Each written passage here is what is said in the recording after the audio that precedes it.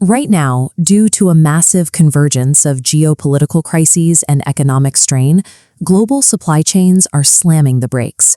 The second tanker war has choked the Strait of Hormuz. 20 million barrels of oil per day are effectively trapped at this geographical choke point.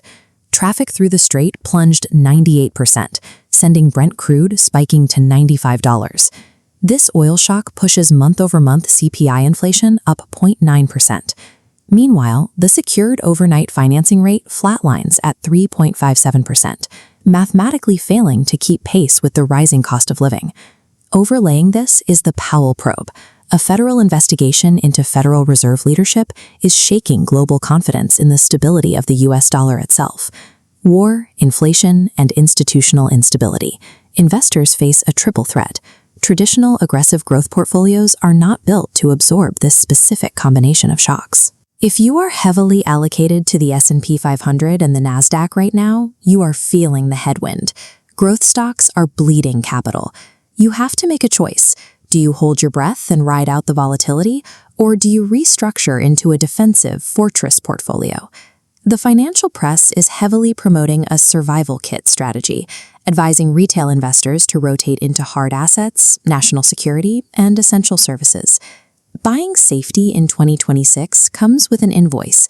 Every defensive move requires a sacrifice, and determining the value of these safe havens requires measuring the exact amount of profit, yield, or liquidity being surrendered in exchange for that security. This quadrant chart maps asset classes by the effort and capital they require versus their resilience to macro shocks. We will start with the SPDR Gold Trust, or GLD, sitting here in the high resilience, low yield zone. To take this position, you are reallocating capital into physical bullion proxies, while spot gold sits near historic highs of $4,568 an ounce. The outcome is direct: institutional-grade insulation against the dollar's devaluation as the Powell probe continues. But look at the trade-off. In a 0.9% monthly inflation environment, gold yields absolutely 0 percentage points. It pays you nothing to hold it. You also incur a massive opportunity cost. If the central bank crisis resolves peacefully and equities rebound, your capital is locked in a defensive proxy. GLD is pure insurance.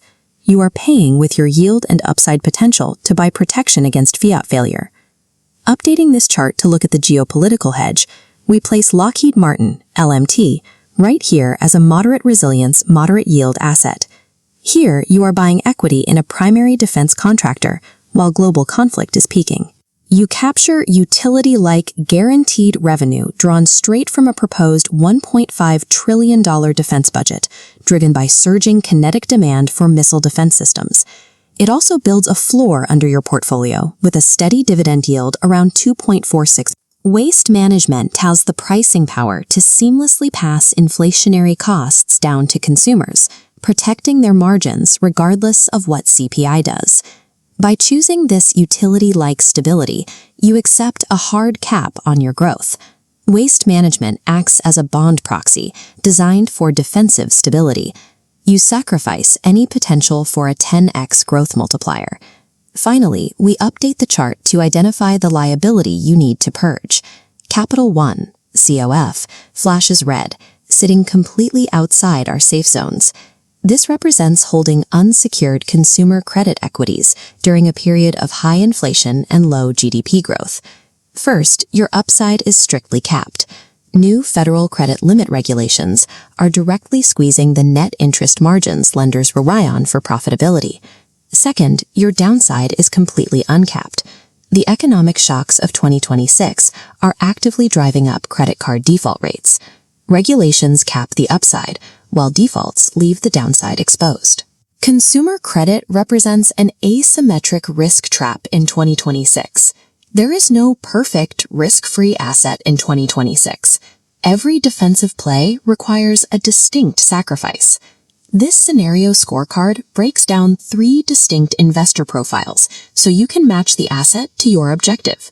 First, the yield and stability seeker, often retirees or conservative investors. Your necessary action is to prioritize waste management and Lockheed Martin. With 0.9% monthly inflation eroding your purchasing power, your priority is guaranteed dividends and pricing power, even if it means trading away explosive growth. Next is the macro-tactical allocator. Your move is to overweight GLD and aggressively short or divest from Capital One. You are trading on the specific catalysts of the Hormuz closure and the Powell probe. You sacrifice long-term dividend compounding to get immediate protection against systemic banking shocks. Finally, the tech and growth holdout. Do not panic sell your core tech positions, but strictly use new capital to build a floor with GLD. You are trading away the opportunity to buy the dip in tech today to ensure your portfolio has an anchor if summer conflicts escalate. Trade-offs are inevitable in 2026. Success in a wall of worry environment requires that your strategic compromises accurately match your required financial timeline.